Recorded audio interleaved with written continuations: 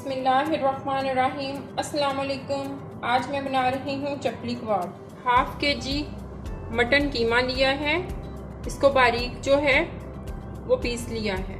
एक बड़े साइज़ का टमाटर, बड़े साइज़ का प्याज, अदरक लहसुन का पेस्ट, सब्ज़ धनिया, सब्ज़ मिर्चें, इनको मैंने बारीक कट किया है।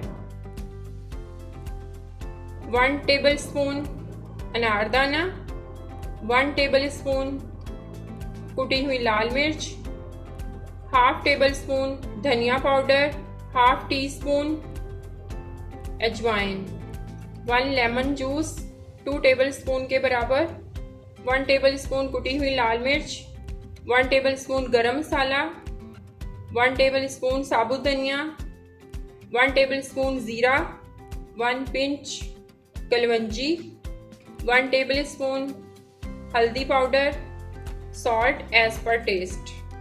यहाँ पे एक बाउल लेंगे, कीमा इसमें ऐड करेंगे, वेजिटेबल्स ऐड कर देंगे, तमाम मसाले इसमें ऐड कर देंगे, लेमन जूस ऐड कर देंगे, तमाम चीज़ों को अच्छी तरह मिक्स करेंगे।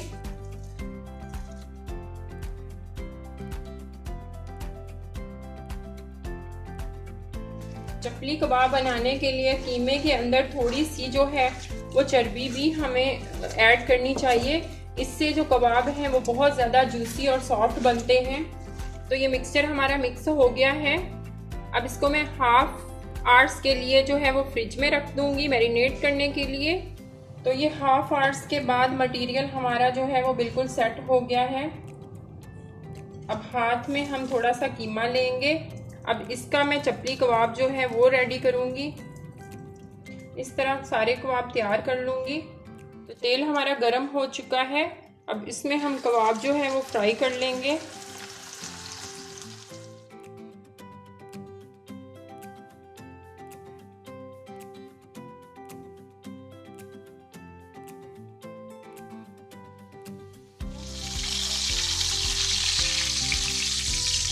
तो इसी तरह मैं सारे कबाब जो हैं वो फ्राई कर लूँगी।